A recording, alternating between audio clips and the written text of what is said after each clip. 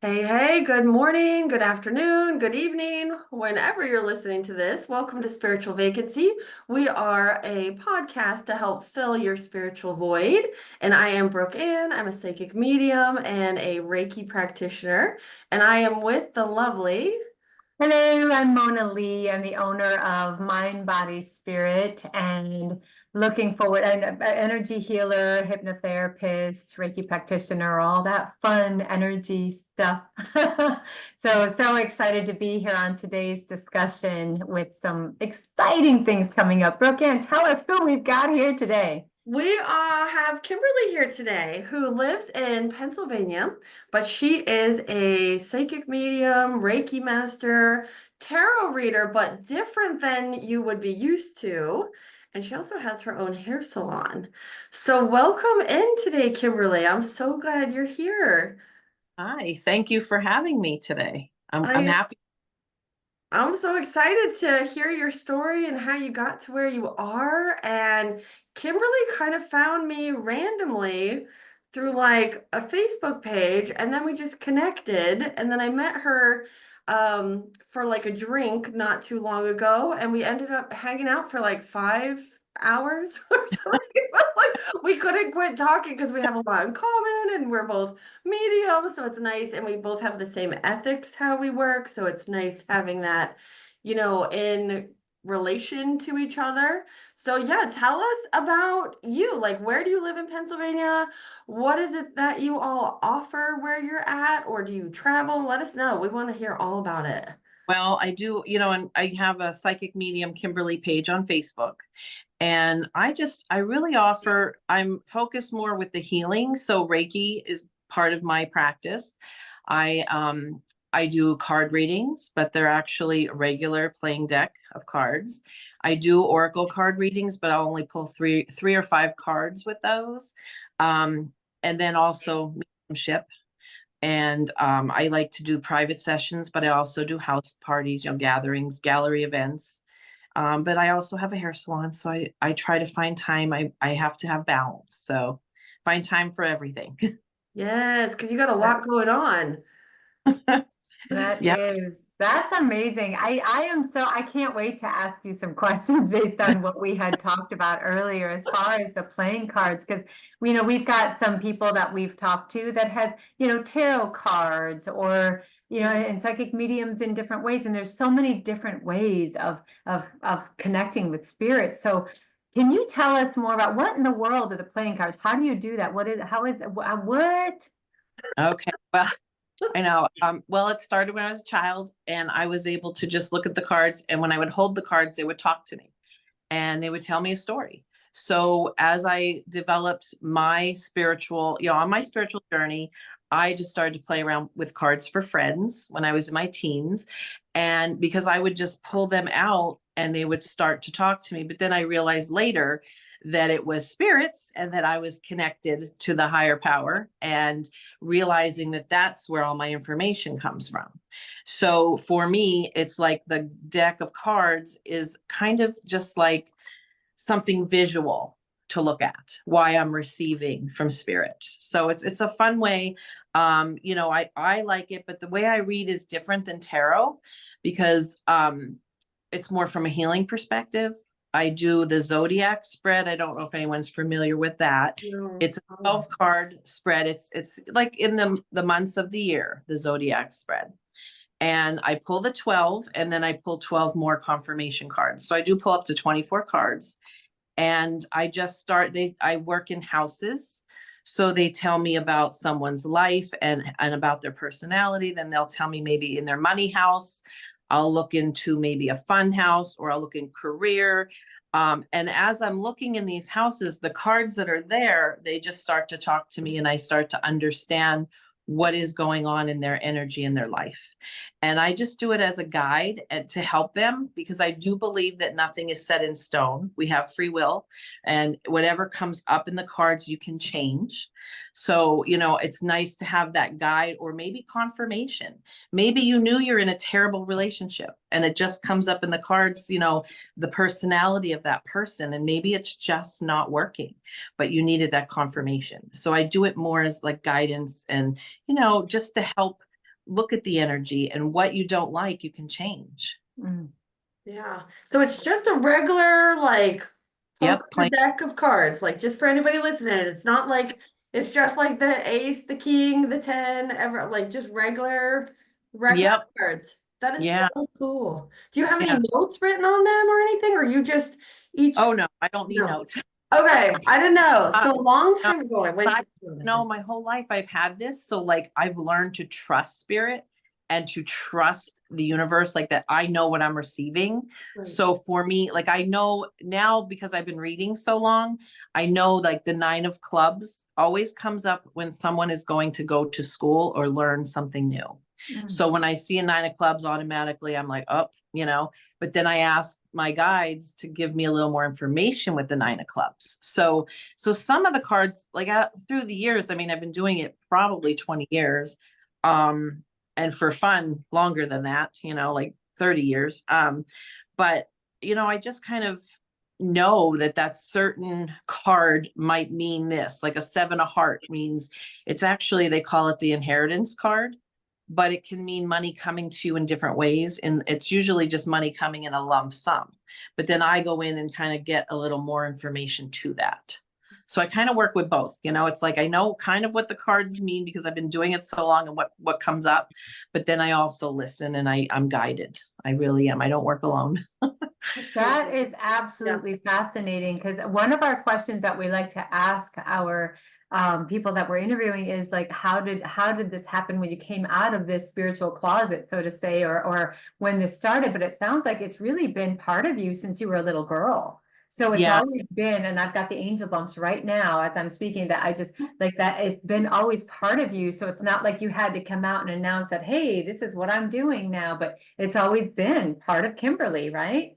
Well, it has been, but I was told as a child to be quiet and not tell people, Mm. because it wasn't normal. So I only let my close friends, like I would read for them, or we would, just play around with energy. But I really didn't come out to a lot of people until probably I was in my like late 20s, maybe 30 years old, because I was always told it wasn't normal and people would not, respect it, or they would think I'm crazy. So I did have to come out more, but it was a part of me, and my family, loved ones always knew that. Yeah, so you didn't have any, like, when you came out and you fully embraced it, and you have been a professional medium for the last 10 years or 10 years plus? Yeah. Yeah. It's probably over 10. Yeah. Okay. And then, like, when you came out and you were like, ta-da, like, by the way, here I am. Everybody Yeah. was like super accepting and I think the biggest part of area of my life that was affected was probably salon clients. Especially when I worked in a salon with others, some people just aren't open, and or their belief system is different. I've had a client say to me, well, that's your belief, but that's not mine, and I don't want to come to you anymore. Oh, wow, wow. wow. Well, you know what? That might not be the actual client for you then, because if it's Yeah. not resonating with what you're doing, and that's a really big question that came through for me that I wanted to ask you as well. Because when you're having your salon and you're working with people and you've got their energy and their personhood right in front of you, and you Mhm. start feeling, do you ever tap in and start feeling something that you feel like you've got to share with them or tell them or help them with? Or how do you deal with that? How do you deal with that? Well, I used to ignore it, but then I did, like when I was really into, like when I was immersed in learning Reiki and learning mediumship, and just taking a lot of classes, I felt I was more sensitive when I was working on clients. And there were times where I felt I might have had to share something, or I was in a salon and my boss's client, her father was there and he would not leave. And at the time I didn't really know how to get him to leave or to ignore him. So I asked my boss if it was okay if I asked her if she would be open. And she said, I think she would be open. Yes. Cause I wanted to make sure it was okay. And I just quietly, took her to the side and gave her the message from her father. And she shared later that that was special for her, and that at that time she needed to hear that. So I was glad I did it, but I did kind of reserve. I didn't always do that, because you don't know how someone is going to react. Even if you say, may I offer you this information that's coming in, it was tricky. You're still cautious. Because you don't want to upset someone, or because a lot of people have very religious beliefs, and you don't want to step on toes there. Yeah, and I think it comes with like training too on how to set those boundaries with spirit where they don't bombard you while you're Right. working. You're just like, I'm not on the clock right now. You need to step back. Right. Yeah. You know? And right. And once I learned all that, I was so much easier. Like now it's so easy, because it's like, I am hairstylist today. I am not medium, and I'm able to separate that now. And now I've had people, though it's really hurtful now, is I have people come to me for their hair and they want to hear from a loved one. And Yeah. I'm like, oh no, I'm off. I'm not, I'm closed. Like I have my hat on. I'm done. I'm hairstylist and not medium today. Right. So now I had to separate, and now that I know and have the knowledge, I can separate. And it's much better, because, I want to be hairstylist and that's my grounding. And then there's times where I am medium Kimberly and I do that work. Yeah. And you That is wonderful. Oh, I'm so sorry, but on setting, and both of you are mediums, and just setting those spiritual boundaries. It's just such a great thing to recognize, that you need to set that time where, okay, spirit, you're allowed in at this time, but not at this time. So You have to, because it gets yeah. busy. Yeah, and If you've you, trained with some pretty amazing mentors as well on your spiritual journey. So, where did you actually study at? Where did you take classes? um, Is it a long yeah, process for you? well, Lilydale, New York, that was that was the first time I took a medium class. And the mediumship class was it was beginners, but it helped me understand that we are allowed to set boundaries. I always thought they were the boss, and I was always afraid of them. I understood that now, oh no, they're not allowed to be in my space if I don't want them. So it helped me a lot. And then, I just started to, learn from the best teachers. I had Anne Gaiman. She's a very, very well-known medium. Anne Gaiman was a mentor of mine, and she just taught the unfoldment of mediumship, and, just she was gentle. It was a gentle way of opening up and understanding. And then I learned under Lisa Williams, who is a very well-known medium. And she was a great teacher. I did I did 2 intensive workshops with her. And then I also did the forensic mediumship with Lisa Williams. And then I went on to learn from Mavis Patilla, who is from the UK, and she was very respected medium. She was like the godmother of mediumship. And I learned under her, and she helped me work with things because I had fear of public speaking. And she said, you're going to come to my class and I'm going to help you. And she did. After I had the class with her, I no longer feared that public speaking. Yeah, that's pretty amazing. That really is. And it's nice to see like how much work you've actually put behind it, because a lot of people at home that listen, they know they're connected to spirit, but they think it's almost like automatic. Like I should just Mhm. know how to communicate, but it's actually like you said, it's an unfoldment, it's a process. It's learning how to communicate with spirit. It takes time. Well, It's and you want to do it in a respectful way. You're working with, you're connecting with these people's loved ones. They are, souls, and you need to do that out of respect. You know, and you learn that. I mean, I had it my whole life, but I wasn't going to walk around telling people. Um, I've always had it, but I knew that it was getting stronger for me through my Reiki training. Reiki 2 is when it was like the floodgates opened, and I had it like a million times what I had my whole life. And they were everywhere all the time. They were in the shower with me, in the car. So I knew I had to figure it out. I had to take classes and understand it and really, get it, like understand that world, because, it's there's so much to it. It's not just, oh, I'm going to just talk to your, there's a lot to it. Yeah, Mm. a You know? lot. A lot. And I also want to talk about Kimberly had showed me a video of table tipping. Can Yeah. you talk about table tipping? I've never experienced it, but I would Okay. love to try it one time with her. Have you Yes. heard of that, Mona? Table No, tipping? I've never heard of table tipping. I'm like at the edge of my seat right now going, what is table tipping? Tell me, tell me, Um, tell me. I want to know. Table tipping was actually way back. I'd say even the 1800s.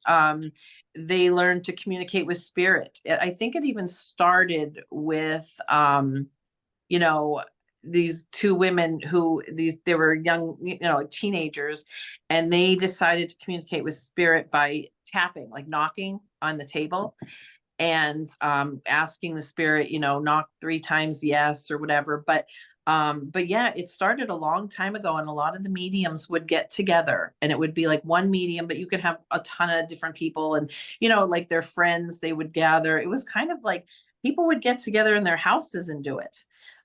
But it's interesting because you need a medium or someone connected to spirit, because it does work with you're connecting with spirit, and then you call your spirit loved ones in. It's a crazy thing, but if you feel the middle of the table during, it's ice cold from all of the spirit energy. So what it does is it uses spirit energy, and it's like a rod, and for most people it's an invisible rod up and down the table in the middle. And that's what connects up to spirit, and that's how the table moves. And we would ask questions, like you would ask a question and say yes or no, and when you ask the question, if the table tips 3 times or more, it's yes. And if it only tips once, it's no. Or if it doesn't tip at all, it's no. So it's a fun way to communicate. It's a physical mediumship. So you're seeing, they're physically working that table, and it's, they love music. We would sing, and the table just dances around the room, and it moves all over the place. My first time was in Lilydale. But I found that my aunt told me that my grandmother used to table tip with my aunts, like, and my mother. So my grandmother used to do it, because I am generational medium. So my grandmother, there's great grandmothers. I have a lot of people in the family that were mediums, but they used to do it. And my aunt was like, "Oh my gosh, I want to do it." So we did it with my aunt, because it just reminded her of childhood. But it was something that people did as like a, how they used to just get together and play cards. They would get together and do this. That's fascinating. How big are the tables? Just out of curiosity, Uh, are they huge card tables or are they well, smaller? we use smaller ones right now, like like a little end table, or it's like a side table. But in Lilydale, we actually used large round dining tables, and they moved, and they were dancing around the room, and the one even broke. We broke the leg off. Wow. Moving And so fast, and it just the leg was loose and it broke off. So we've used larger tables, and I've seen them move. It's amazing. Wow. So not only are you a psychic medium of these times and stages and ages that we're in, but you were one of the 1800s witches that probably got hung, aren't you? Oh, I'm sure. probably, because if you see the video of, at her, it was at your house, right? And the table actually is bigger than you would think. Like the one Yeah. in your video, it's not like a little tiny side. I mean, it's like there was no way. And then the people around it, which I think were your kids and their friends and stuff like that, but there's no way, like physical way, watching her video, that anybody was actually doing that the way No, the it table was was like floating. it was like sideways in the air. Yes. And it never fell. It never dropped. No. It's so cool to see the video, because I've never seen that before, ever. ever, but I want to try it one time. I definitely want to try it with you one time. We need to get together and I'll do like a table tipping event and who's in? Like Okay. who wants to join us? Yeah, it's a lot of fun, you know? Yeah. That is fantastic. That's fantastic. I do have a question for you, if you don't mind, about what work you do, because it's just like I can see in layers of that you are doing so many beautiful things. But what is it that you are most excited about in your spirit work that you're doing or your healing work that you're doing? What is the one thing that when somebody comes to you that you're just most excited about? Oh, that's a hard question. Um, Because I do, I really love mediumship because I know that people are healing, and it's helping them with grief. But I also enjoy teaching. I also, I've taught advanced mediumship classes. And I do enjoy when people are starting their journey and they want to know more and they want that knowledge, even like with Reiki 1. Teaching Reiki 1 is like, it's just magical because it's like people are learning for the first time. How does this work? How is this energy working? And and the world of energy, and it is exciting. It's exciting to see someone stepping into this journey. I love that. I love all of your facets of all part of your mediumship, and then I love how you have your salon as well, so you have that balance. And I think that's good for people to know at home that you can that are listening that it's doesn't have to be just about mediumship or the spiritual side. You can still have a regular life, you could still have a regular job, and you can Mm, balance it where it's 50-50, or maybe it's 70-30, or however you want to do it, where because a lot of people I know that are working mediums have mhm. more than one job. Right. Yeah, and you can balance it to give you some kind of sanity, because like I don't want Ground, to deal with death all the time. I like doing other stuff too, having a yeah, life.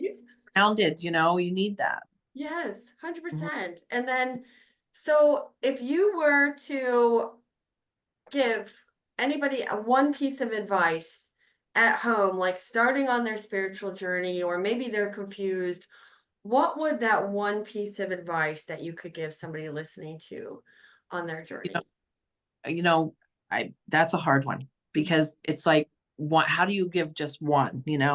I do feel knowledge is very important.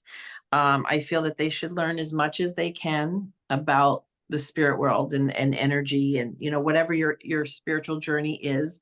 Even get a mentor, and just learn, because I think that honesty with this and integrity are most important with what we do.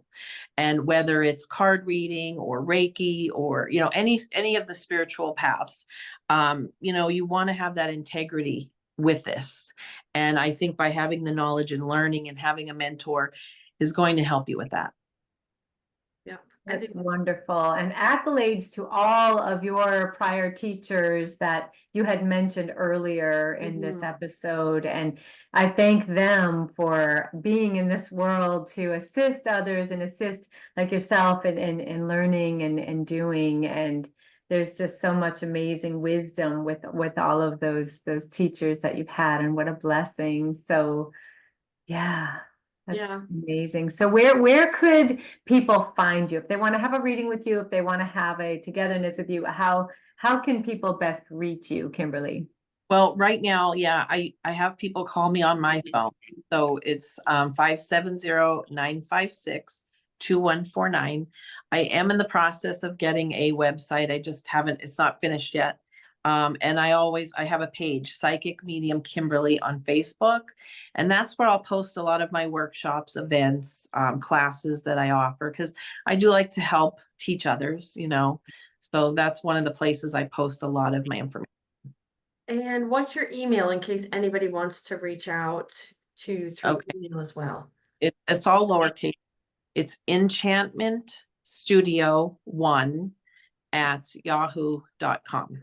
Okay. And of course, anybody can message us with the info if you need, and we'll happy to direct you to her. And thank you so much for sharing your story with us today. It is fascinating. You are Thank you. fascinating. Yes, yes. Thank you so much, Kimberly. Friends. I love having more spiritual friends. It's great. Me too. And I love how ethical you are and how you care about the work that you do because that means a lot to me.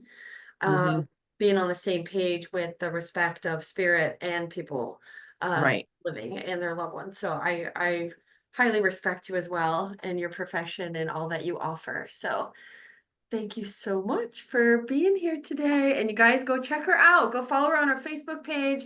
Email her for your services, especially if you don't live here, but she can do on Zoom. She can do anywhere you need her to be. So we hope you all have a beautiful day and thank you so much. Thank you. Namaste. Namaste.